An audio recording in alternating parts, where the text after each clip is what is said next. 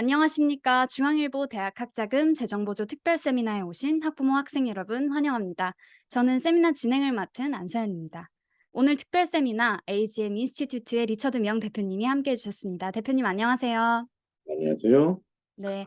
이번 세미나에서는 2023년 입학사정 완전 분석, 변동사항과 걸림돌에 대해 이야기 나눠볼 텐데요.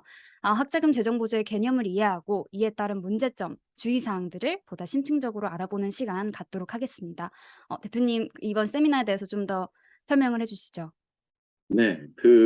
이 기본적인 세미나에 대한 재정 보조의 기본 프레임은 바뀐 건 없습니다만 제일 중요한 게 하드웨어보다는 소프트웨어죠.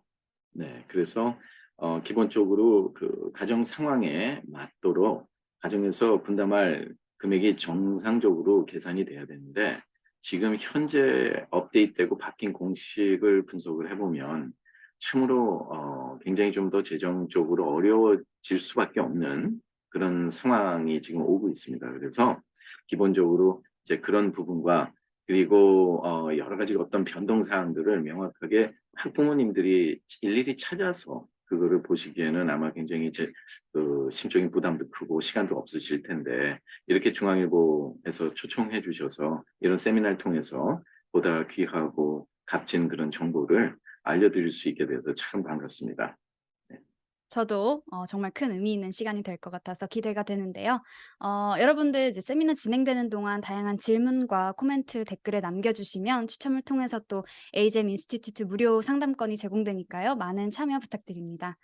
딱 1년 전 이맘때 온라인 세미나로 처음 인사드린 것 같은데 그 사이 대입을 또 마치고 이미 대학에 진학하신 분들도 계실 것 같아요. 저희 네. 세미나가 좀 도움이 되셨다면 좋을 텐데 여러분의 또 다른 여정에 저희 특별 세미나 AGM 인스티튜트 명 대표님의 세미나가 도움이 되기를 바라며 시작하도록 하겠습니다. 네. 음. 그럼 처음 이제 저희 질문으로 먼저 학자금 재정 보조의 좀 개념을 훑어보는 시작으로 하면 될 것 같은데요.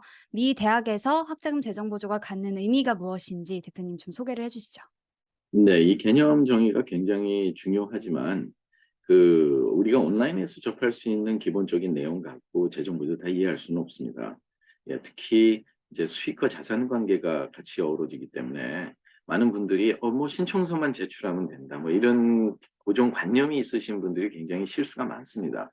근데 그런 실수가 일어났을 때 그걸 어떻게 우리가 또 해결할 수 있는지 이런 거에 대한 어떤 대응력이 없기 때문에 그리고 현재 재정 보조를 지속적으로 매년 받고 계시는 분들이 그 안에 내용이 어떻게 변화돼서 오는지도 무상 보조와 유상 보조의 비율이 어떻게 달라지고 있는지도 잘 캐치를 못하세요. 왜냐면 학교 등록 고지서에는 그걸 뺀 나머지만 내라고 나오는 거니까 뭐 융자가금이 더 늘어났다든가 이런 거에 대한 걸 잘 느끼실 수가 없거든요. 그래서 이번 기본 개념이라는 거는 굉장히 이해가 중요한데 기본 개념에서 문제점을 되도록이면 많이 우리가 디스커션 하는 방법으로 하면 좋을 것 같습니다. 그래서 제가 스크린을 한번 잠깐 쉐어를 좀 해 보겠습니다.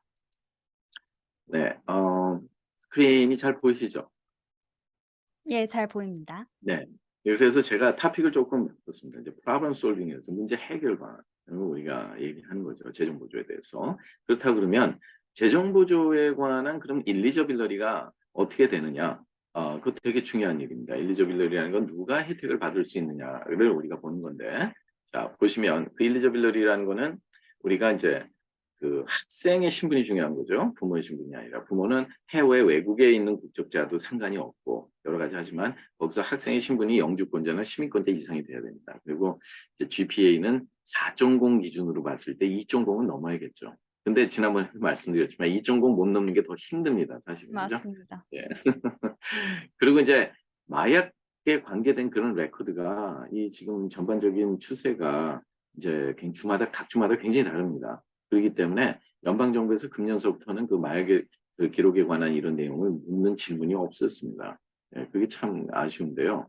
예, 그건 좀 약간 연방 정부가 좀 잘못하고 있는 것 같습니다. 그래서 모든 걸 합법화시키는 거는 좋겠지만 그런 질문 자체를 예를 들어서 배제시킨다는 건 좀 문제가 있다고 생각됩니다.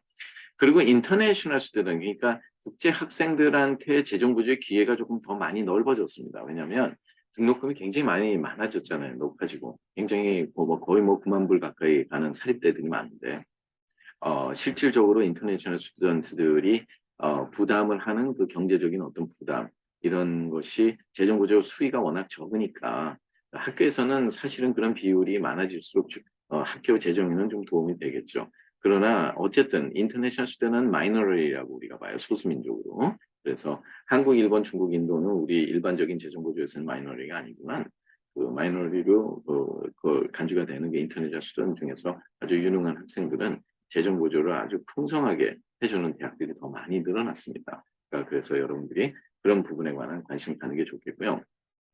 지금 언다큐멘이라든가, 그러니까 신분 미비자라든가 아니면 뭐 다카, 우리 오바마 시절에 그런 분들은 주 정부에 따라서는 그 캘리포니아 같은 데는 우리가 드림 액트 같은 게 있어서 연간 뭐 28,000에서 3만 한 2, 3천 달러 정도도 무상 보조를 주 정부에서 받고 있습니다. 그렇기 때문에 어느 주에 거주하는 것도 굉장히 중요합니다. 이제 그게 이제 예를 들어서 다른 주를 제가 주 이름을 무조건 댈 수는 없는데, 그런데는 아예 거주자 신분도 주어지지가 않는 경우가 대부분입니다. 그래서 예, 이제 이런 그 좋은 기회가 어디 있는지도 사전에 부모님 따라서 진행하시는 게 좋겠고요. 인터내셔널 스튜던트들한테 예를 들어서 이제 그 재정 지원을 해주는 대학이 지금 현재 179개 대학 이상으로 나와 있는데 대부분 다 사립 대학입니다. 그러니까 여러분들이 좀 이런 부분에 관심을 가지시면 많은 교육의 기회가 자녀들한테 갈 수 있을 거라고 생각합니다. 그리고 이제 재정 보조의 그러니까 유형을 우리가 볼 수 있는데, 이제 많은 분들이 이제 용어 정의가 굉장히 중요한 것 같아요. 헷갈리는 경우들이 많이 있습니다. 하나는 이제 메릿 베이스, 메릿 베이스드 파이낸셜 에이드라는 거는 이제 학생의 탤런트라든가 뭐 여러 가지 이런 그 퍼스널 탤런트를 기준으로 우리가 이제 가는 경우가 많이 있고, 그다음에 상대적인 겁니다. A라는 대학에서는 장학금을 많이 받았는데 조금 높여서 지원한 대학에서는 장학금이 안 나올 수도 있는 거죠. 그죠?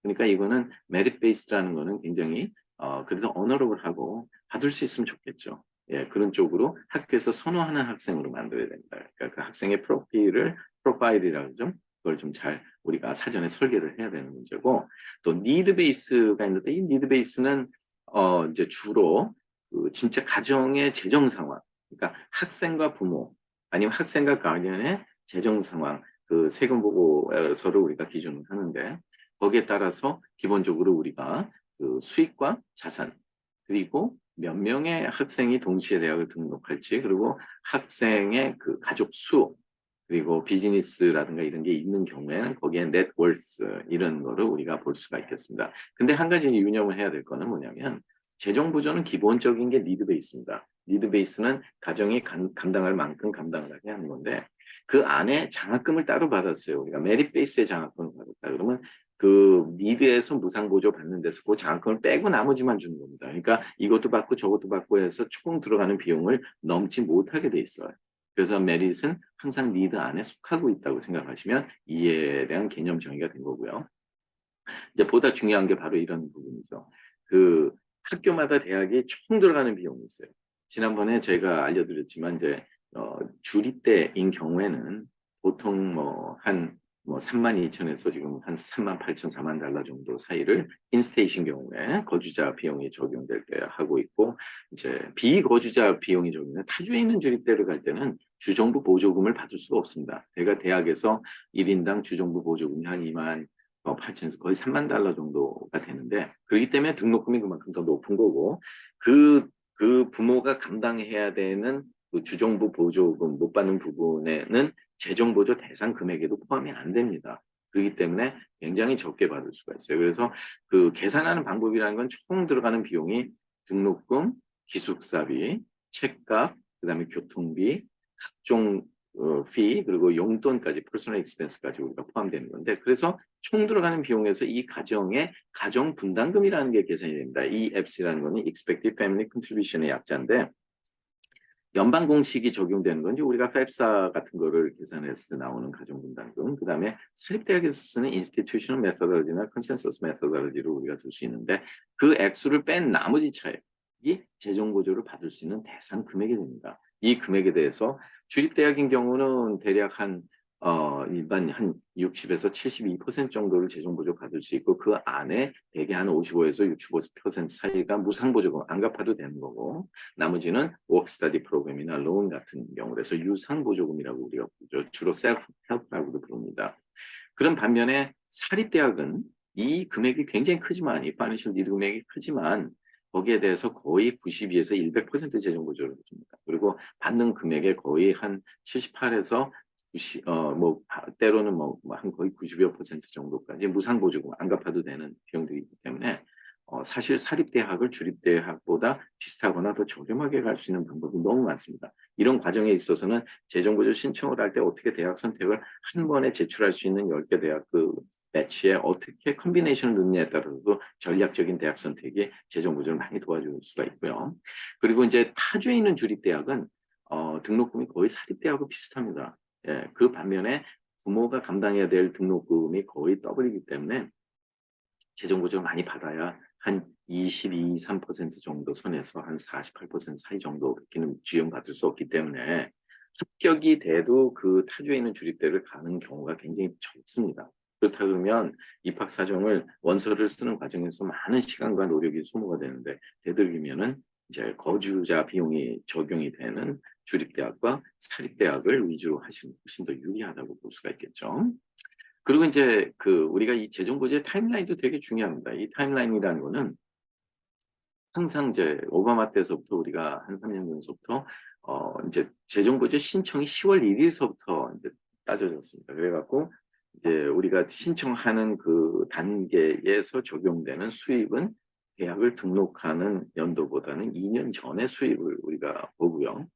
그리고 이제 자산은 재정보조 신청서가 접수돼서 그게 서밋 데이트 아니고 프로세스 데이트를 기준으로 한 날짜를 기준으로 자산을 정의하게 되어 있습니다.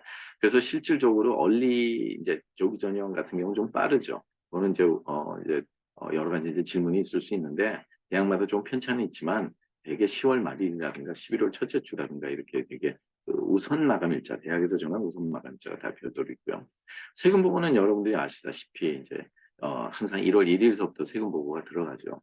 그래서 인컴 텍스를 파일링을 해서 그게 학교의 모든 게 들어가서 파이널라이즈가 돼야 되는데 이제 재학생들 중에서 세금 보고를 연장하시는 분들이 있어요.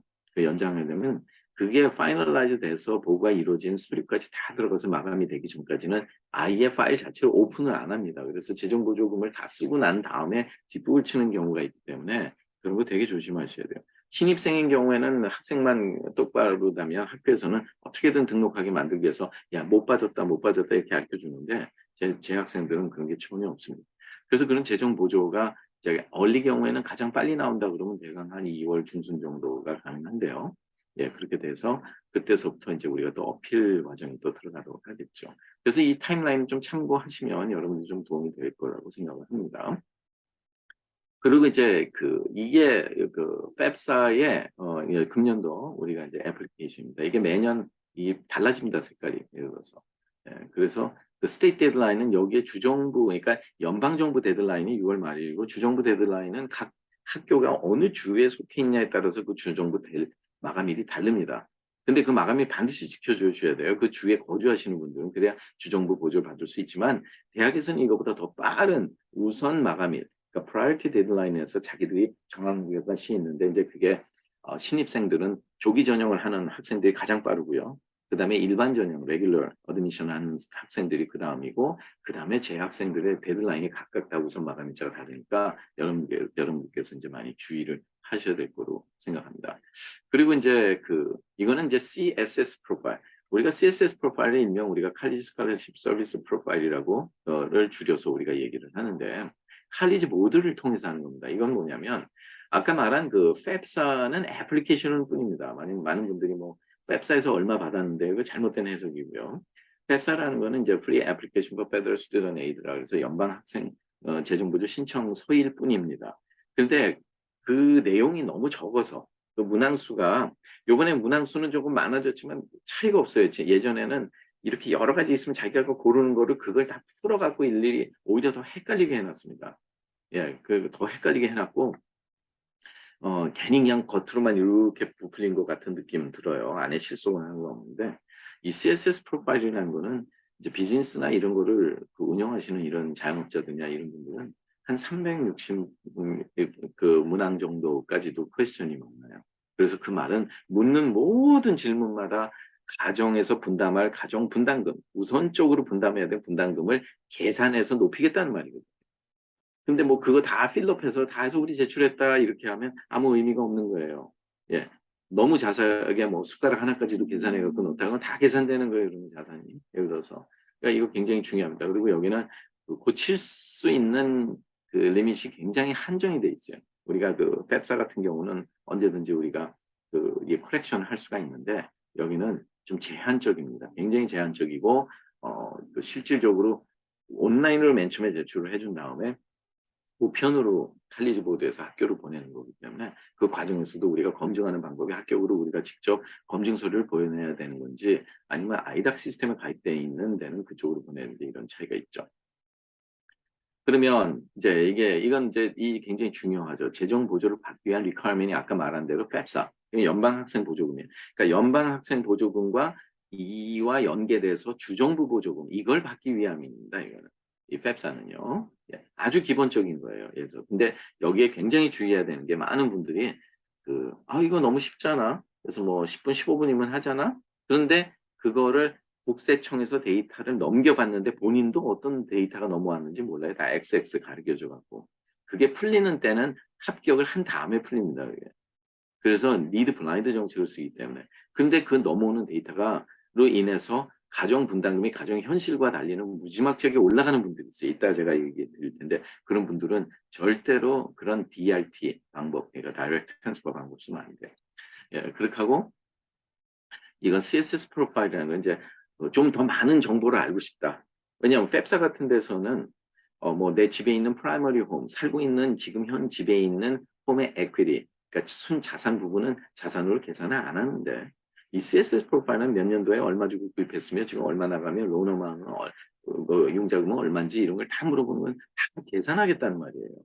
근데 그것도 우리가 페마켓 밸류를 쓸지 텍스 어세스먼트 밸류를 쓸지 페더럴 하우싱 인덱스 밸류를 쓸지에 따라서도 굉장히 천양지차 주머니 돈이 수천 불 어떤 때는 1, 2만 불이 큰 차이가 날 수도 있다는 걸 알고 염두에 두시고서 굉장히 중요하게 생각하셔야 됩니다. 예. 그리고 이제 아이닥이라는 거는 그 CSS 프로파일에 가입되어 있는 그 대학들 중에서 또 이게 인스티튜셔널 다큐멘테이션 이제 우리가 그 서비스를 우리가 하는 건데 그 말은 검증하는 관계입니다. 내가 이렇게 넣었는데 그 서류들을 어떻게 정리를 해서 걷다가 업로드하면 그게 관계된 학교로 다 날아가는 건가 이렇게 돼 있는데 아이닥에 가입돼 있지 않는 분들은 그 기본적으로 대학으로 직접 서류를 넣으시거나 해야 돼요. 그리고 또 대학마다 자기 자체 내에 검증 서비스나 그런 그 다큐멘을 올리는 사이트 그리고 그 익스펜스 인컴을 베리피케이션 하는 사이트이 따로 있는 학교들이 거의 대부분이기 때문에 굉장히 신중하게 다뤄줘야 합니다.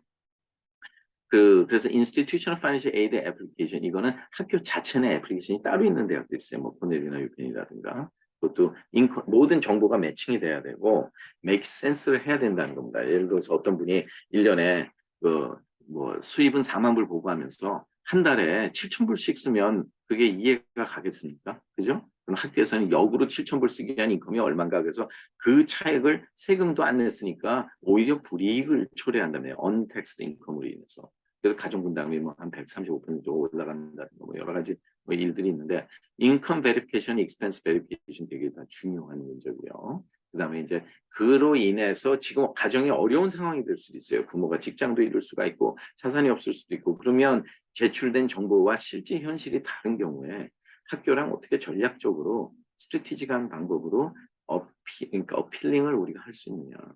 그래서 1차 어필은 아예 거절례를 준비하고 있습니다. 그래서 다 똑같이 받아요, 그냥.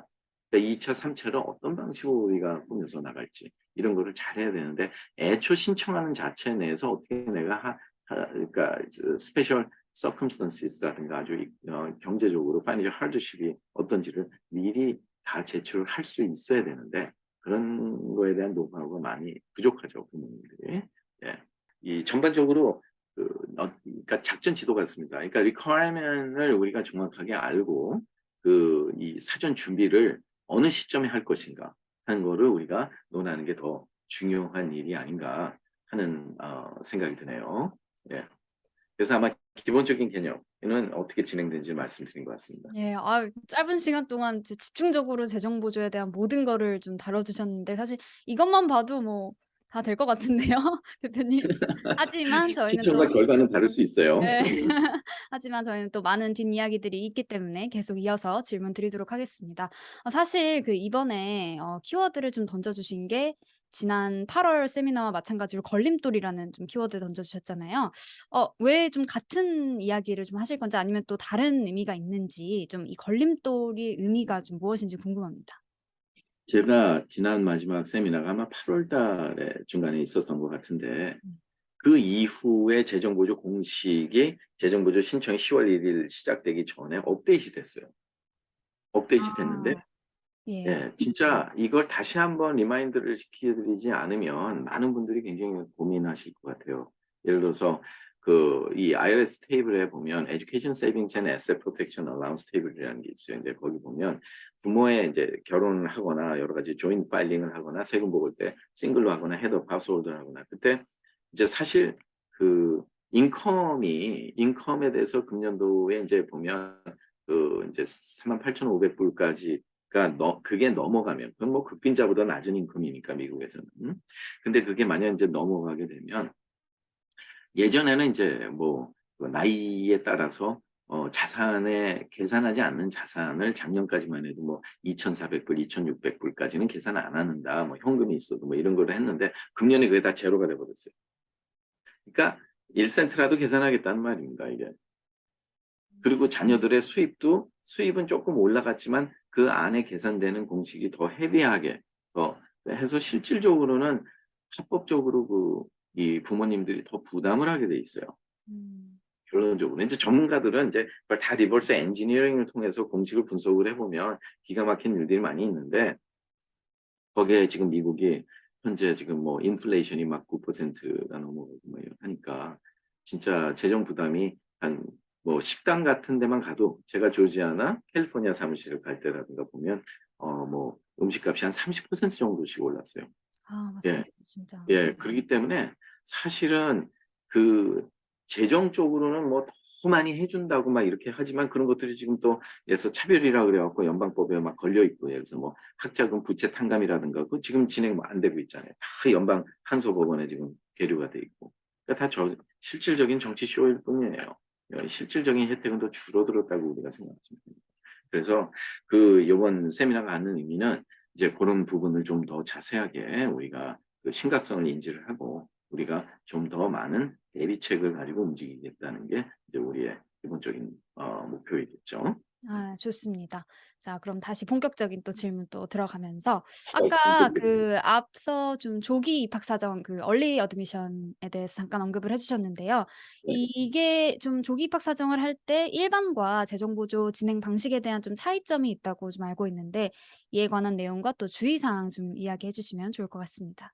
네 굉장히 좋은 말입니다. 왜냐면 조기 입학 얼리 어드미션이라고 그러죠. 예 얼리 어드미션을 우리가 인제 얘기를 하고 있는데 이 스크린 한번 보면서 한번 보시죠. 이 얼리 어드미션이라는 게 이제 옛날에는 합격률이 조금 높다고 예를 들어서 그래서 많은 분들이 지원을 합니다. 지금 보면 지금 화면에 보이시죠? 보면 얼리 디시전이 있고 얼리 액션이 있어요. 얼리 디시전은 한 번 되면 반드시 1 년을 가야 되는 겁니다. 아니면 학교에서 술 맞아요. 예. 근데 얼리 액션은 조기 합격은 했지만 내가 갈 수도 있고 아닐 수 있고 그거를 미리 우리가 이제 정할 수가 있죠. 한 2 월경에 우리가 선택을 할 수 있는 좋은 점이 있는데 한 가지는 얼리 디시전이나 얼리 액션을 하시는 분들이 학교에서는 너무 많은 학생들이 지원을 하니까 지금 금년에 한 400만 명 이상이 지원을 했거든요. 졸업을 하는데 어마어마한 그러니까 업무가 막 한두 달 내에 결정을 해야 되니까 거의 70-80%를 학교에서는 컴퓨터 자체에서 아예 그냥 자동으로 디퍼를 시켜버리는 경우가 많아요. 디퍼나 웨이팅이나 아니면 리젝션을 시켜버리는. 이제 그런 데 대해서 발생하는 문제들이 있죠.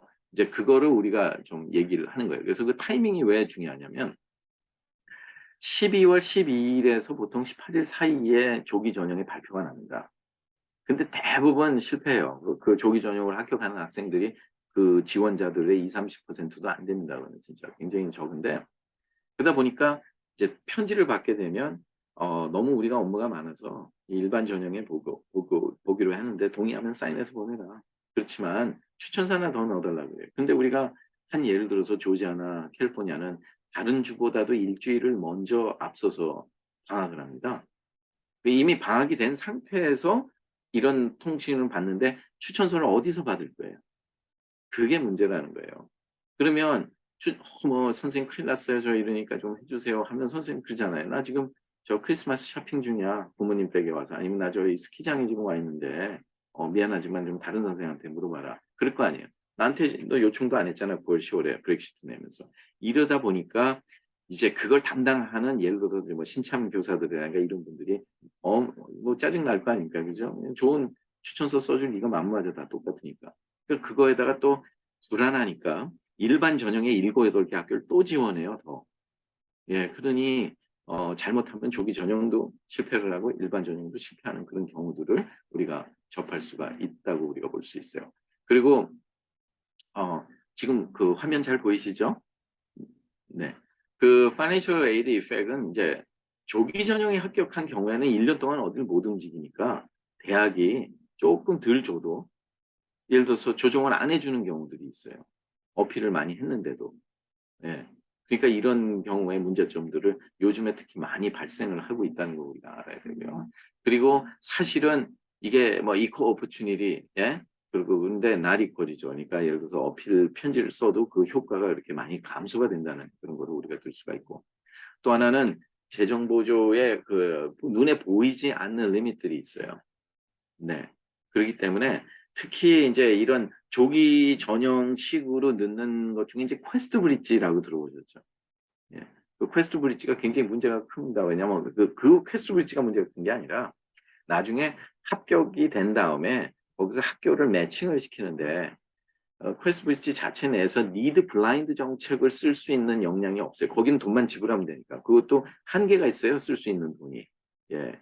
그러니까 만약 아이가 4년 안에 졸업을 못하게 되면 때로는 이제 부모가 나머지 또 재정 보조 신청을 통해서 다 받아야 되는 경우도 있고, 또 하나는 그 퀘스트 브릿지에서 그렇게 재정을 얼마나 지원을 할지 이런 거에 대한 걸 안 하니까 못 하니까 대학으로 자기 세금 보고서를 보내요. 그럼 대학은 아직 합격 발표를 안 했어요. 근데 그런 개인 수익과 자산에 대한 모든 내용을 미리 받으면 학교가 니드 블라인드 정책을 쓰는 게 아니라 니드 어웨어 정책을 쓸 수 있습니다. 같은 값인데 얘는 재정 많이 줘야 돼." 그러면 불필요한 학생, 자기가 돈 더 많이 내고 오겠다는 학생한테 더 우선권을 줄 수도 있다는 말입니다, 이거는요. 그렇기 때문에 우리가 갖고 있는 고정관념이 바뀌어야 돼요. 그래서 그렇게 하고 또 하나 이제 우리가 보자면 이제 이 합격률이죠. 지금 학생 수가 밀레니얼 베이비 부머 제너레이션으로 굉장히 많이 늘어났어요. 그래 갖고 그 합격률을 우리가 한 예를 들어보죠. 여기 프린스턴을 한번 볼까요? 프린스턴이 지금 한 5년 전에만 해도 5% 합격대였었어요. 근데 지금 보니까 예를 들어서 4%로 줄었어요. 그러면 우리가 심플하게 간단히 말하면 1% 떨어졌다 그러죠.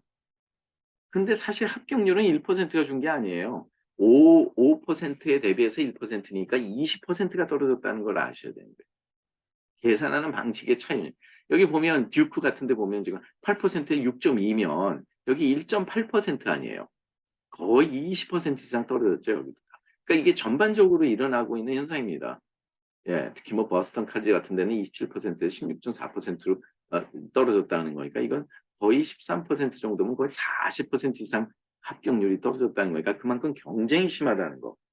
그래서 이거를 재정을 오히려 역으로 잘 이용할 수가 있어야 되는데 많은 분들이 이런 걸 잘 못하고 있어요. 참고하시라고 제가 보여드린 거고, 이렇게 종합된 자료는 저희가 만든 거기 때문에 확실한 소스로 어디 다른 데서 보실 수가 없습니다. 그리고 인제 그 애플리케이션이 왜 중요하냐면, 자 지금 400만 명 이상이 졸업을 했어요, 2020 년에.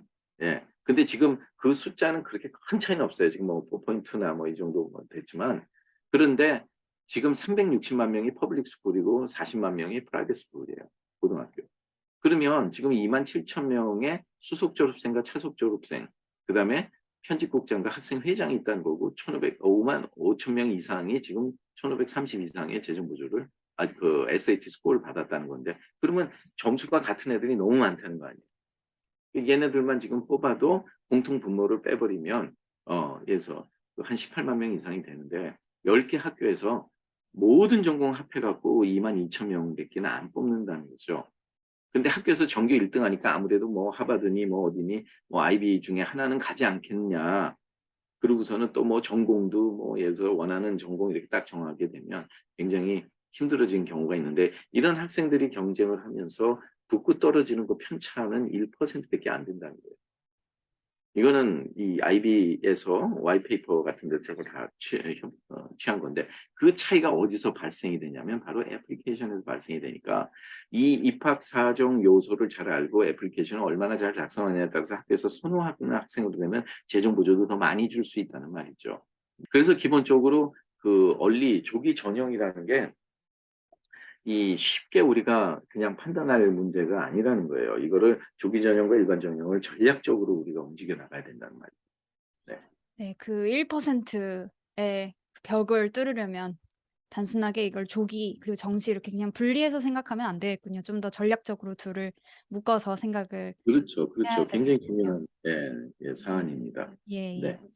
그러면 재정 보조 신청 시에 수입과 자산에 대한 이슈를 좀 어떻게 해결해야 할까요? 예 이게 사실은 제일 중요한 부분 중에 하나입니다. 왜냐면 그 계산되는 그런 내역이 어디에 적용이 되는 거를 알아야지 어떻게 피해갈 방법을 우리가 알 수 있는 거니까. 그래서 그 자료 제가 준비를 해 왔습니다. 먼저 다시 보시죠. 여기 보면 자, 여기 이제 보이듯이 보시면 obstacles라 그랬어요. 장애물이죠. 걸림돌이란 말입니다. 그래서 이 가정 분담이 계산되는 방식이 있어요. 방식이 있는데 같은 수익과 자산이라도 이렇게 이제 더 높게 계산하는 자산이 있고 더 높게 계산하는 수입이 있다는 말이에요. 그래서 여기 보면 우리가 수입에는 텍스트 수입 그러니까 실제 세금을 내는 데 들어가는 수입이 있고 세금을 안 내는 수입들이 있죠. 예. 그래서 내가 누가 서포트를 해 줬다든가 내가 어려운데 학교에서 질문 왔는데 "아 이거요. 우리 시아버님이 보조해 주셨어요." 그러면 학교에서는 '아유 얼마나 어렵길래 그렇게 하는 것보다는 그럼 금년도에도 그분한테 보조받을 수 있겠네요?' 이렇게 따지고 그리고 본인은 그렇게 보조를 받은 데 대해서 서포트를 받은 데 대해서 세금도 안 냈잖아요. 혜택도 받았잖아요. 거꾸로 생각을 한다는 말이죠. 예. 그리고 파이낸셜 애셋 같은 데는 캐시 세이빙 인베스트먼트 이 문제가 상당히 큽니다. 지금 지난 한 2-3 년간 부동산 경기가 과열이 됐다가 지금 확 그 이자율의 상승으로 떨어졌는데 그동안에 집에 많은 어떤 투자를 하고 샀다 팔았다 반복하신 분들이 많아요. 그랬고 현재는 지금 돈이 다 떨어져서 인베스트먼트도 막 거의 30% 40%막 주가가 떨어지고 여러 가지 하니까 그분들이 오히려 지금 굉장히 어려운 상황을 많이 접하게 되죠. 그래서 여기에 빨간색으로 표시한 부분들이 굉장히 좀 안 좋은 자산입니다. 더 늘려줄 수 있는. 예, 어떤 분은 그래요. 인컴이 35,000 밖에 보고 안 했는데 스탁에 10,000불이 있어요. 주식에. 그럼 그게 이해가 갑니까? 먹고 살기도 힘든데 투자는 왜? 그래 갖고 재정보조 담당관들이 편견을 가져요. 그래서 혹시 보고하지 않은 수익과 자산이 있으니까 일부러 재정보조를 덜 줍니다. 예. 그리고 어필하는 과정에서 다 까내게 만든단 말이죠. 금년에도 그렇게 여러 가지 좀 하다가 문제 생긴 분들을 제가 몇 분 봤는데 예. 그리고 비즈니스의 밸류가 있죠. 그리고 각 에이지나 하우스홀드 사이즈나 여러 가지. 그리고 칼리지 세이빙스 플랜 이게 아주 굉장히 어려운 건데 이게 뭐냐면 학자금 저축용 플랜이에요. 그래서 그 이자 얼마 되지도 않는 혜택은 받지만 세금을 안 내는. 그러나 그걸로 인해서 학교에서는 그 돈부터 먼저 쓰지. 왜냐하면 당신이 수입이 있건 없건 간에 제일 중요한 거는 그거는 학비를 목적으로 저축한 거니까 그 돈을 먼저 써라 하는 의미에서 그런 자산 부분은 가정 분담금을 많이 올려줍니다. 일반 자산보다. 한 5배 정도까지도 올려줘요. 같은 자산에서 계산하는 것보다. 예. 그래 가고 이제 두 번째 우리가 보면 이 파이낸셜 재정 보조를 줄이는 거 이제 특히 레드 마크가 돼 있는 부분은 우리가 잘 봐야 돼요. 일반적으로 이 레드 마크는 가 돼 있는 자산 한번 볼까요? 여기 보면 우리가 갖고 있는 연금 플랜 같은 거 IRA 401k, Roth IRA, SEP IRA, 펜션인 이런 게 있는데 그게 세금 보고에 나타난 경우에, 그러니까 자기가 넣을 수도 있고 안 넣을 수도 있는 컨트롤이 가능하냐 여부에 따라 많은 차이가 나요. 그 컨트롤이 가능한 거에 대해서는 아니 그 돈을 본인이 학비로도 쓸 수 있는데 왜 본인은 세금 혜택도 받고 뭐 은퇴 연금도 쌓고 그러면서 그걸 못한 그 인컴 본인이 공제한 그 인컴에 그걸 못하는 사람과 똑같이 봐도 괘씸한지고 그래 갖고 그거가 그렇게 넣는 부분이 정말 헛수고가 되게 다 공식이 많이 올라가게 됩니다. 이거는 실제 그런 분들은 직접 저한테 연락을 하시면 제가 그런 걸 계산을 해 드릴 수가 있어요. 그리고 이제 자산 뭐 여러 가지가 있겠죠. 그중에서도 이 특히 아까 말한 바로 이런 오이브라든가 뭐 이 IRA라든가 학비를 목적으로 저축하는 코르벨 세이빙스 어카운트도 마찬가지고. 근데 이제 또 한 가지 뭐냐면 이제 본인들이 IRA나 로스나 401k 같은 거를 브로커리지 어카운트에 하는 경우가 있어요. 이게 연금 언유일이 안에 있는 IRA나 로스 IRA나 401k는 오케이. 그거는 기재 안 해도 뭐라고 할 수가 없어요, 연방법에. 근데 브로커리지라는 건 안에 들어가서 내가 그 계속해서 그 포트폴리오를 바꿀 수가 있고 단지 세금 혜택만 그렇게 보고 있는 거지 anytime accessible 하다고 가정을 하기 때문에 왜냐하면 서렌더 차지나 이런 해약금 같은 게 없으니까 대부분이 불이익을 많이 당합니다. 그 외에도 이제 같은 이런 다른 요소들이 있다고 우리가 볼 수가 있겠죠. 예, 그래서 기본적으로 그 이 재정 구조의 수익과 자산의 문제점이 되는 그런 항목들을 명확하게 알고 이거를 우리가 계산하는 자산과 계산하지 않는 자산, 계산하는 수입을 계산하지 않는 수입으로 어떻게 세금도 절약하면서 하는 거는 바로 저 같은 재무사들이 하는 일인데 기본적으로 이제 그런 부분을 정확하게 짚고 사전 준비를 하시는 것이 제일 중요하다고 봅니다. 네. 자산과 수입의 좀 기준들, 애매한 부분들을 좀 세세하게 설명해 주셨는데요. 그렇다면 시청자분들의 이해를 위해서 몇 가지 실제 사례와 함께 설명해 주시면 좋을 것 같은데 준비가 되었을까요? 네.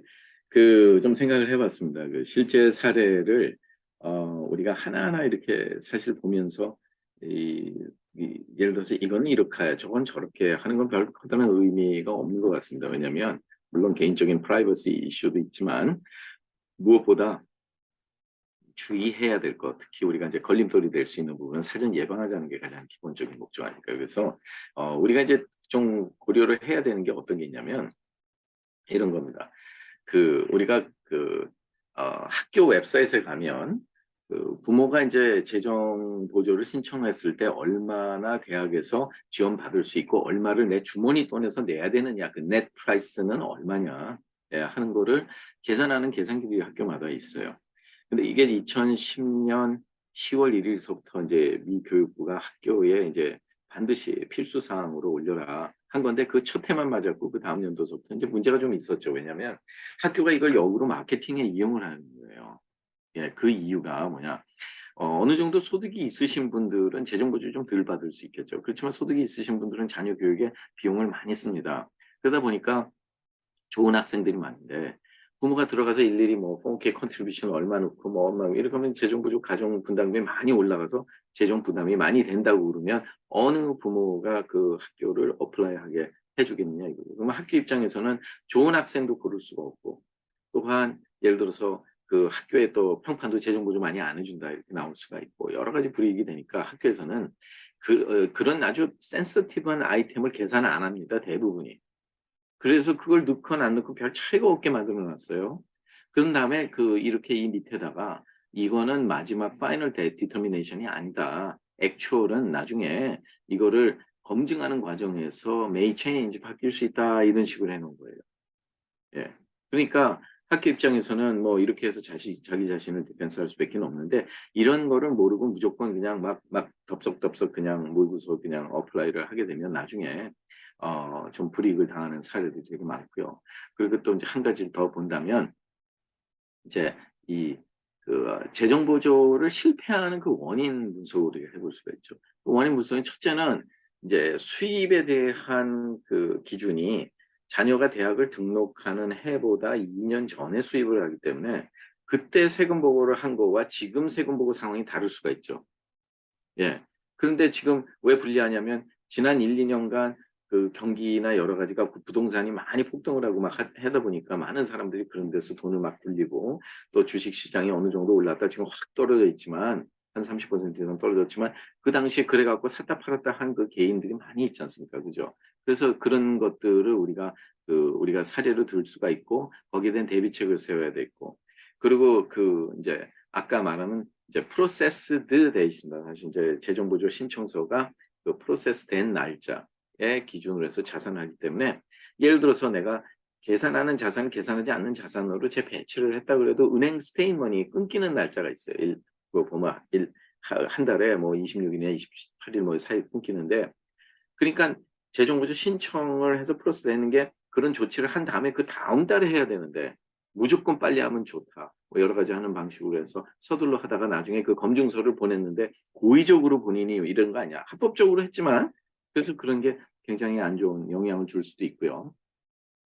1099R 안에 있는 IRA라든가 이런 거를 A라는 회사에서 B라는 회사로 트랜스퍼를 했는데 그러면 세금은 매겨지지가 않지만 이만한 게 그렇게 돼서 텍스는 안 내도 된다. 디퍼가 되니까 내가 꺼낸 게 아니라 인스티튜션을 갔으니까 그런 것들이 가정 분담금을 엄청나게 올려줘요. 그래서 팹사를 할 때 우리가 다이렉트 트랜스퍼 방식을 하게 되면 뭐 이렇게 쉬운데 뭐 그렇지만 나중에 아주 호되게 당하는 경우가 굉장히 많습니다. 주의해야 되고 그리고 캐피탈 게인 같은 거 뭐 샀는데 팔았어요. 그러면 양도 차익이 있을 거 아닙니까? 그런 것도 굉장히 중요하죠. 양도 차익은 한국에도 있을 수 있죠. 한국에 내 집을 그런 분들 많아요. 여기서 돈을 가져다가 한국에다가 본인 아파트 살고 그러면서 한국에다 투자를 했으면 그 투자한 거는 원래는 인베스트먼트 프로퍼티가 되는 거예요.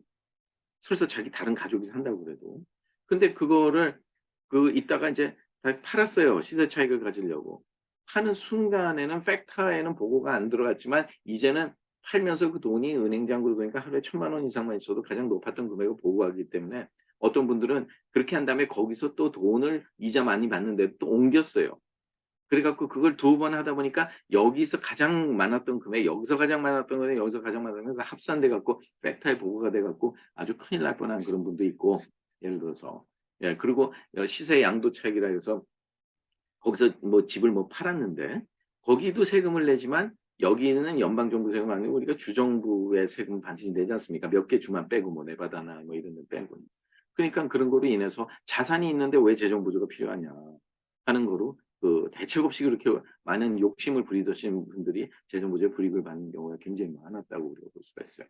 그리고 인제 이자 소득이 있는 부분 피할 수가 없죠. 이자가 있는데 스케줄이 붙어요, 세금 보고서에. 거기에 어느 뱅크에서 어느 기관에서 하고 다 액수까지 찍히니까 정말 지금은 그 돈이 없는데 뭐 잘못해 갖고 손해 볼 수도 있지만 그게 2년 전에 발생했던 게 세금 보고서에 나타나기 때문에 굉장히 힘든 경우들이 있고 또 해외에 있는 수익화 자산 이거를 누락시켰다가 나중에 고의적이라고 판단이 돼 갖고 크게 처벌을 받는 그런 분들도 제가 한번 봤고요.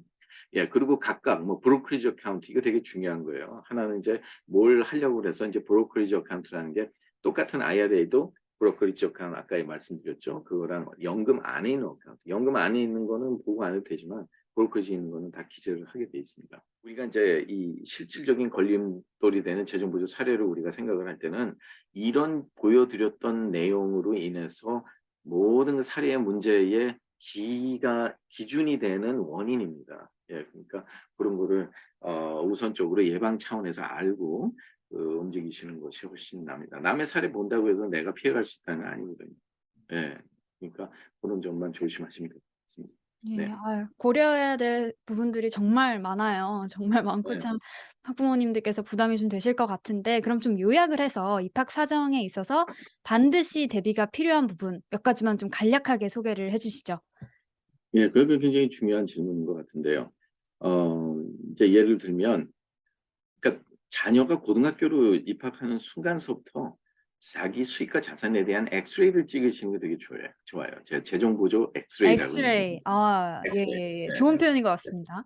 네. 네. 엑스레이 찍으면 어디에 문제점이 있는지 분명히 알지 않습니까? 예를 들어서. 그러기 때문에 그게 적용되는 시점이 언제고 그걸 그렇게 했을 때 어떤 혜택이 되며 이거는 재정부조 공식을 기준으로 해서 미리 해야겠죠. 수입이 2년 전이니까 최소한 3년 전서부터 준비를 해야 되겠죠. 그런데 그러면 이제 10학년은 올라갈 때부터 준비를 하는 게 좋지만 재정부조라는 게 예전서부터 계속 제가 강조를 해 왔잖아요. 이번에 인제 입학 사정에 관해서 많이 얘기는 안 하는데 그 당시에도 학교에서 "얘가 우리 학교에 꼭 등록했으면 좋겠다." 이렇게 선호하는 학생들은 재정 보조 더 많이 해줄 수 있다 그랬죠. 예예. 그러니까 이제 그런 경우에 오히려 장학금을 줘서라도 데려오려고 그러는 거기 때문에 그런 재정 보조에 대한 엑스레이를 찍고 자녀들의 프로파일, 그러니까 자녀들의 이력이라고 볼 수가 있겠죠. 우리가 입학 사정은 성적만 갖고 가는 게 아닙니다. 미국은요. 엑스트라 커리큘러도 있고 거기에 대한 어떤 어치먼트 레코드가 있는 이런 걸 보고서 우리가 움직이는 거기 때문에 그런 부분을 다 사전에 엑셀 찍게 되면 대비책이 나오겠죠. 이제 그러면 거기에 대비책에 대한 설계 방안이 나오고 그거를 어느 시점에 어떻게 하는 게 좋겠다 함으로써 이제 득실을 따지죠. 예를 들어서. 그래서 가정 분담 실제 학비를 내는 건 내 주머니 돈, 세금 내는 후에 돈으로 내는 거기 때문에 세율이 높으신 분들도 그런 경우가 많아요. 한 예를 들어서 뭐 예를 들어 한 25만 달러를 버시는 분인데 뭐 현금도 한 60만 불 있었는데 그거를 계산하지 않는 자산으로 재배치를 하고 수입 있는 거는 그 비즈니스에서 코퍼레이트 트러스트를 설정을 해서 거기서 1년에 거의 18만 불을 공제를 했어요. 그렇게 할 수가 있습니다. 이제 거기에는 하이브리드 플랜에서 프로핏 쉐어링이랑 뭐 캐시 밸런스를 묶는다든가 포트어비스 디파인 베니핏을 묶는다든가 해서 이제 그것도 이제 직원의 인원수와 그 고용주와 고용인들의 그 비율이랑 이거에 따라서 다 다르거든요. 그래서 그거는 이제 재무사들하고 설계를 해야 되는데 이제 거기에 대한 매뉴얼이 따로 없어요. 이건 진짜 순수한 경험이고 특히 저희 AGM 인스티튜트 이제 그런 일을 많이 합니다. 근데 이제 그런 거를 사전에 엑스레이를 찍어서 처리해 나가시는 게 사전 대비 방안이라고 보겠습니다. 네. 재정 보조 엑스레이. 그러면 뭐 대표님은 담당의신가요? 저희 파이낸셜 엑스레이를 닥터라고 보시면 진행하는. 돼요. 네네. 알겠습니다. 그러면 매번 이제 세미나에서도 좀 중요하게 다뤄졌던 재정 보조 계산법 캘큘레이션을 위해 준비해야 할 좀 구체적인 대응 방안에 대해서도 좀 이야기해 주시면 좋을 것 같은데요. 네, 그거는 이제 지난번에 제가 썼던 그 내용이 하나 있는데 아무래도 되게 중요한 것 같아서 제가 이제 그 슬라이드를 좀 준비를 해봤습니다. 이제 그거는 시차 타이밍적으로 볼 때 어떤 거를 하나하나 다 신경을 써야 되는지 이 부분 굉장히 중요한 거기 때문에 반드시 이제 활용을 하시면 좋겠습니다. 이 부분은 진짜 뭐 사진을 찍어서 보관하시든가 해도 상관이 없는 거고요. 그래서 자, 이거 같이 한번 보시겠습니다. 예. 그러니까 우리가 실수를 하는 그런 분야를 정확하게 알고 있으면 칼리지 어드미션과 파이낸셜 에이드를 잘 할 수가 있겠죠. 그래서 여기 보면 첫째는 이제 그 학교에 우리가 제출하는 입학 원서, 그러니까 합격을 해야 재정 보조가 나오는 거니까. 그리고 선호하는 학생으로 구분이 돼야 되니까 입학 원서를 정확하게 이해하는 게 중요해요. 얼마나 많은 학부모들이 지금 12학년인 학부모들이 커먼 애플리케이션을 처음으로 접하시는 분들이 대다수거든요. 근데 그 안에 내용들이 있는데 엄마 여기 나 이거 기재 다 못하겠는데 그러면 이미 디스어드밴티지에서 한 거니까 불리한 거니까 사전에 고학년 올라가자마자 그 프랙티스 사이트이 있습니다. 커먼 애플리케이션 들어가서 무슨 내용으로 아이가 입학 사정에 계산이 되는지를 정확하게 이해하는 게 더 중요하고요. 학생의 프로파일 매니지먼트 거기에 따라서 어떤 액티비티나 퍼스널 퀄리피케이션이라는 거는 어치먼 레코드를 얘기하는 거예요.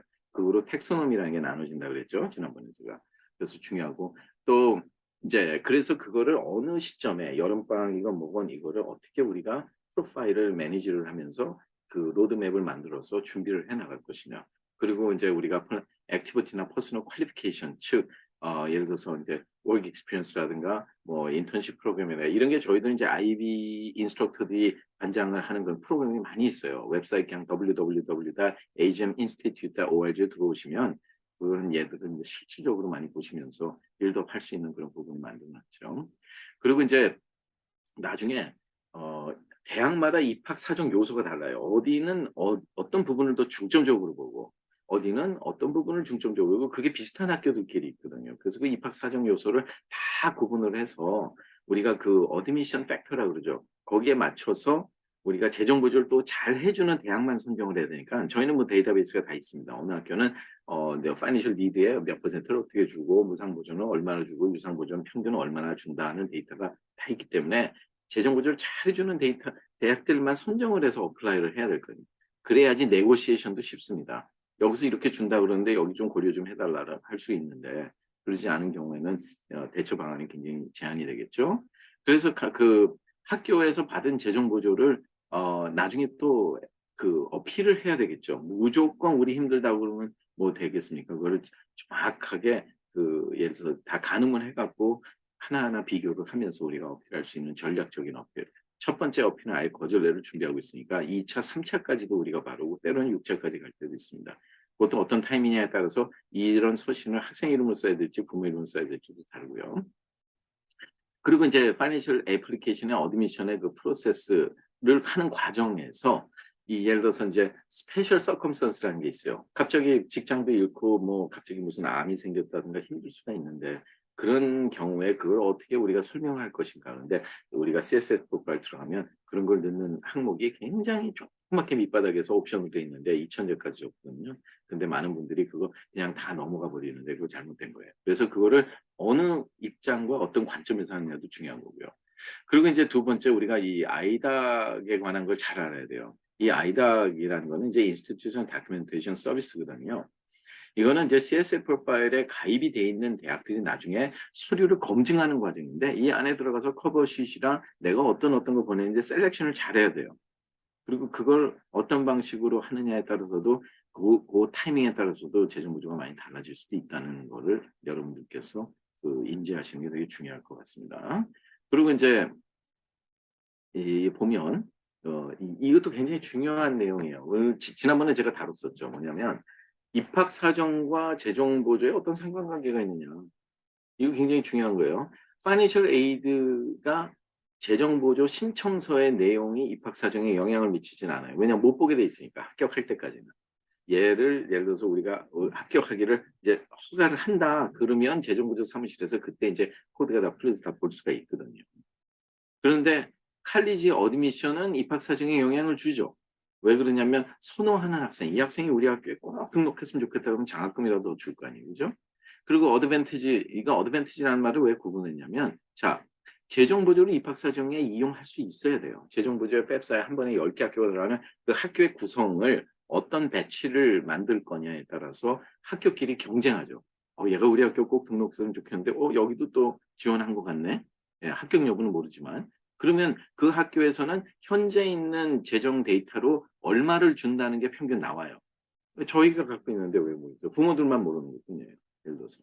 그러니까 그런 걸 가지고 오히려 입학 사정 요소에 그 영향을 줄 수 있게 재정 보조를 이용을 해야 되고 어드미션 자체도 마찬가지예요. 어드미션도 아이를 엑스레이를 찍어서 프로파일을 잘 만들어 놓으면 파이낸셜 에이드 재정 보조 받는 데 훨씬 많은 도움이 되겠죠. 그리고 인제 예를 들어서 우리가 이제 기본적으로 여기서 말하는 키 팩터라는 말은 이제 학생의 프로파일 빌딩과 재정 보조를 준비하는 과정에 굉장히 중요한 걸 말씀드린 거고요. 그리고 그 이제 칼리지 셀렉션을 부모님들이 이걸 미리 해 주셔야 돼요. 왜냐하면 이 대학별로 아이가 지원하는 대학별로 이 6년 안에 여기는 이제 6년 안에 졸업하는 건데 이게 작년까지는 6 년을 보였는데 금년도서부터는 4 년으로 바뀌었어요. 그래서 이 졸업률이 또 확 떨어졌어요.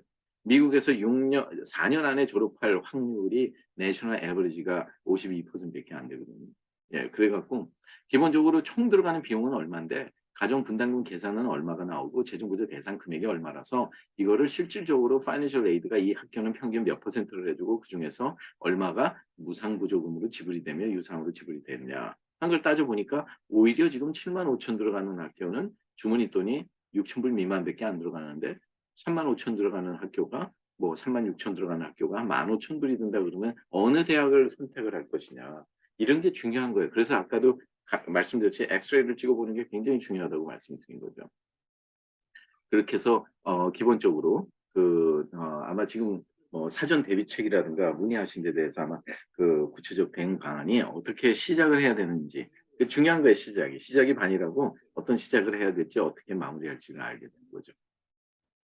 네. 재정 보조를 준비하는 데 있어서 굉장히 구체적으로 그리고 세세하게 검토해야 되는 부분들이 굉장히 많네요. 마지막을 이제 좀 정리를 해야 할 것 같은데요. 마지막 질문으로 학자금 재정 보조를 준비해야 되는 시점 그리고 당부사항 들어보겠습니다.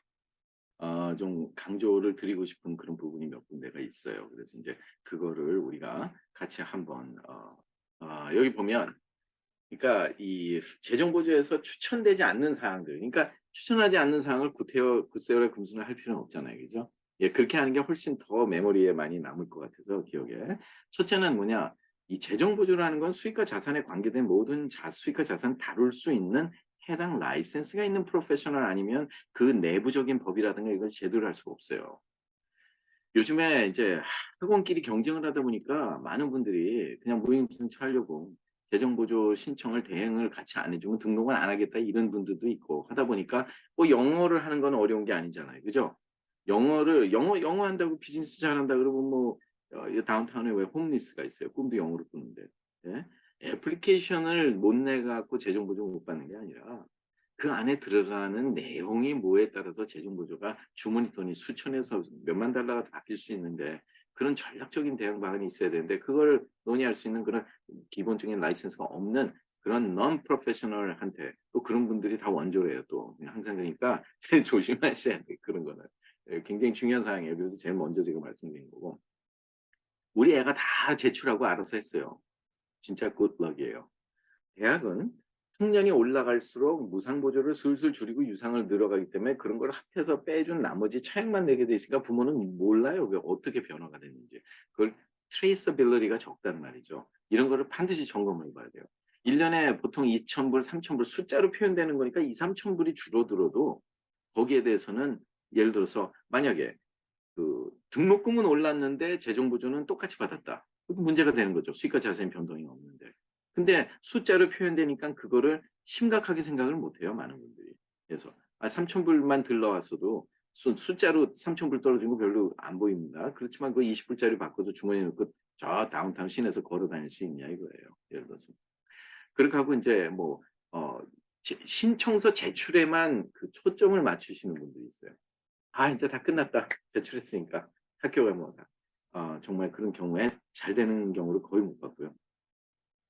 제출을 해준 다음에 팔로우업이 그렇게 중요한데 학교가 다 알아서 할 거다. 그러다가 낭패 겪는 분도 굉장히 많이 봤고요. 또 하나는 '아 우리 인컴이 너무 높아서 재정 보조 안 돼.' 그래서 아예 그냥 포기하시는 분 잘못된 거예요. 아까 드렸듯이 뭐 25만 불, 7만 불 되는 분들이 어떻게 재정 보조를 학교에서 제가 뭐 5만 불, 6만 불 이상 뭐 받고 여러 가지 할 수가 있겠어요. 그러니까 사전 설계에 의해서 세금 부분이 1 년에 한 번이 있는 거기 때문에 그것만 잘하시면 특히 요즘 요 시즌 즉 11월 달 정도부터 비즈니스를 하시는 분들은 반드시 점검하셔야 돼요. 그렇게 해서 수입을 어떻게 내가 감당할 수 있는 부분만 하고 나머지를 다 계산하지 않는 그런 부분에 코퍼레이트 트러스트를 설정을 한다든가 해서 해줄 수 있을지에 따라서 합법적으로 피해 갈 수 있다는 말입니다. 그리고 또 하나 인컴이 우린 너무 적어서 뭐 아무 문제 없을 거야. 이거야말로 문제가 되죠. 아까 말씀드렸잖아요. 1 년에 35,000 버시는 분이 뭐 예를 들어서 한 달에 6천 불을 쓴다. 이건 더욱더 불이익을 초래할 수 있는 그런 부분들이 되는 거예요. 그렇기 때문에 이제 고런 부분. 그리고 학교에 애플리케이션 내면서 아무래도 입학 사정에 불리할 것 같아서 "우리 재정 보조는 안 받겠다."고 그렇게 기재를 하고 나중에 번복을 해야지 하시는 분들. 그래서 "No financial needed." 하고 하면 진짜 안 줘요, 그 애는. 예. 그런 경우가 거의 대부분입니다. 예. 그리고 financial aid procedure는 첫째는 아까 이제 준비 단계 우리가 이제 preparation and planning을 둘 수가 있고 그다음에 이 financial aid 애플리케이션 제출을 해야죠. 웹사 CS 프로파일 뭐 아이닥 시스템이건.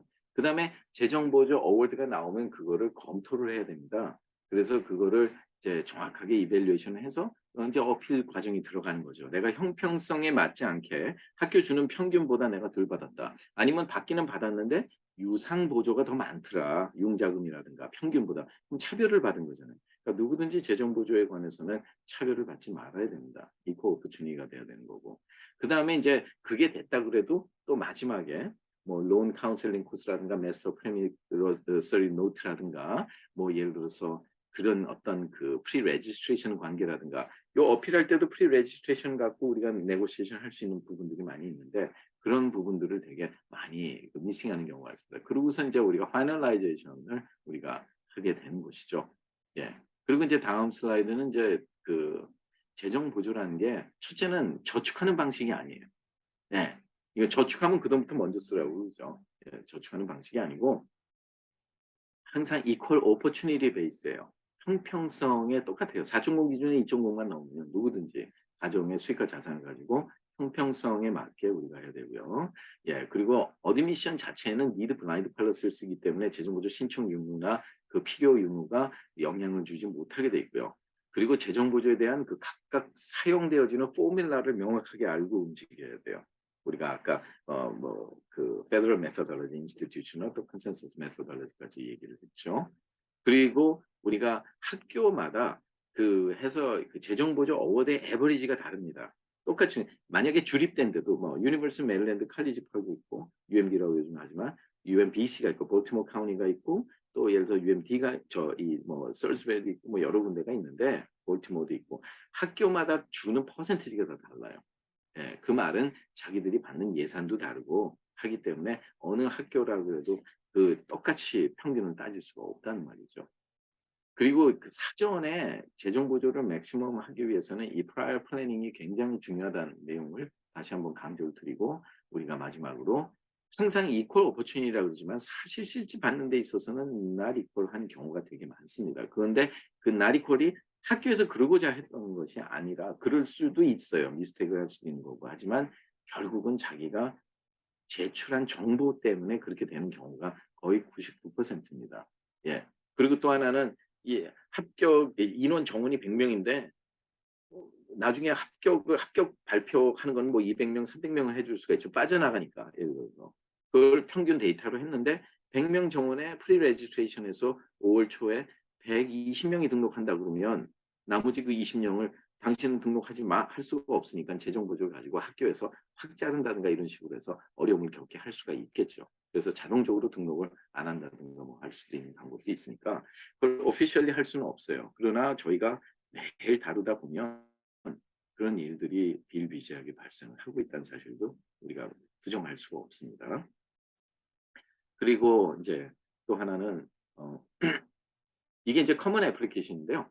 여기 보면 에듀케이션 섹션에 들어가면 어널스가 있어요. 어널스 안에 들어가면 어치먼 레코드를 5개 늘어가는데 이거 잘 기재해야 돼. 이걸 어떻게 하느냐에 따라서 합격 불합격도 큰 차이가 납니다. 그 텍소노미 시스템이라 했는데 오늘은 제가 그 얘기는 안 드리겠지만 지난번에 했던 거를 서치를 하셔서 그쪽에 많이 보시면 거기에 대해서 자세히 나와 있는 거를 아실 수가 있어요. 굉장히 기초적인 거지만 매우 중요한 것입니다.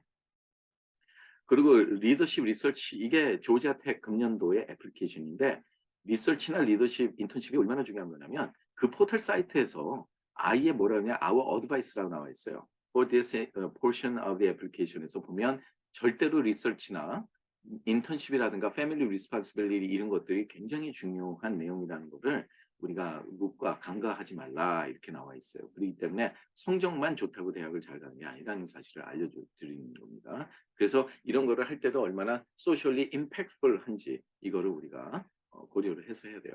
그리고 이제 이거는 이제 어필 관계인데 예를 들어서 조지타운 유니버시티인데 똑같은 수익과 자산인데 그 자산을 어떻게 재배치를 하느냐에 따라서 이분이 가정 분담금이 그러니까 넷 프라이스라고 그러죠. 넷 코스트가 그 23,000불이 들어갈 수도 있고 8,000불이 들어갈 수도 있거든요. 근데 이분은 그렇게 해서 요 차액인 15,000불을 절약한 데다가 그 가정부담이 떨어졌으니까 재정보조 받는 부분이 무상보조금이 83%를 받는 금액에서 주기 때문에 그게 12,450. 그래서 주머니 돈도 15,000을 절약했지만 12,450을 더 받았기 때문에 이분은 혜택이 27,450이라는 거예요. 그러니까 이 4년 안에 그 졸업을 한다 그러면 거의 11만 얼마 정도를 본인이 더 혜택을 받을 수 있는데도 이런 걸 몰라서 놓치는 경우도 되게 많다는 사실도 우리가 인지할 수 있어야 되고요. 그리고 보면 아까 말했죠. 절대로 저축하는 방식이 아니고 이퀄 오퍼튜니티면서 절대로 입학 사정에 영향도 안 주고 포뮬라 알아야 되고 다시 한번 제가 말씀드리지만 그중에서 가장 중요한 게 첫째는 라이센스가 없는 그런 곳에서 해갖고 망해서 오시는 분들은 이미 한 번 더 불이익을 당할 수 있는 부분들이 너무 많아요. 여기 굉장히 조심하는 거죠. 그래갖고 실질적으로 제가 그 뭐 의문 사항들이 있으신 분들이 있으니까 제가 동부, 서부, 중부 이렇게 사무실들이 있기 때문에 거기 연락처를 이렇게 제가 말씀을 드리는 겁니다. 그래서 요 내용을 나중에 이제 보시고 언제든지 궁금하신 점이 있으면 제가 퀘션은 직접 제 이메일로 직접 주시면 제가 성실하게 답변해 드리겠습니다. 네. 네. 학부모님들이 재정 보조를 준비하시는 과정에 있어서 좀 가볍게 생각하시고 간과하시는 부분들에 대해서도 대표님께서 좀 짚어 주셨습니다. 오늘 세미나 전반적으로 요점만 쏙쏙 뽑아서 설명해 주셔서 어느 때보다 이해가 쉽게 된 것 같은데 여러분들은 어떠신가요? 아쉽지만 이제 저희 세미나 벌써 마칠 시간이 되었습니다. AGM 인스티튜트 무료 상담권 추첨에 대한 내용은 추후 댓글을 통해 공지 드릴 예정이니 확인 부탁드리고요. 대표님, 마지막으로 시청자분들께 해주실 말씀 있을까요? 기본적으로 아이가 고등학교에 진학하는 순간서부터 정말 관심을 가지세요. 관심을 가지고 자녀의 미래가 달렸는데 인생은 도박이 아니라고 했습니다. 예, 그렇기 때문에 그 자녀의 미래를 도박할 수 없는 일이에요.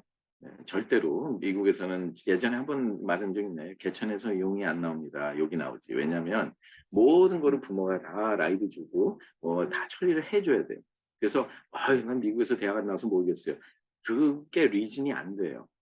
예. 그렇기 때문에 어디에 문의를 하든 뭘 하든 사실을 알아서 정확하게 사전 유비무환을 하는 그런 고정관념을 내려놔야지만 유비무환이 가능한 거거든요. 성적만 갖고 대학을 간다? 그것도 아니거든요. 예, 그렇기 때문에 많은 학부모님들께서 자녀를 사랑하는 만큼 그만큼 시간의 우선순위를 바꾸셔서 예, 미리미리 준비해 주시면 아마 우리가 정말 미국에서 우리 자녀들이 커갈 수 있는 그 교육의 미래를 우리가 바라볼 수 있는 기본 토대가 되지 않을까 그렇게 생각합니다.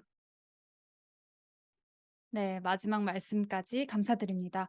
오늘도 많은 이야기 해주신 명 대표님과 끝까지 함께 해주신 시청자 여러분께 진심으로 감사 말씀드리고요. 저희는 여기서 인사드리겠습니다. 다음 세미나도 기대해 주시길 바랍니다. 여러분, 감사합니다. 네, 감사합니다.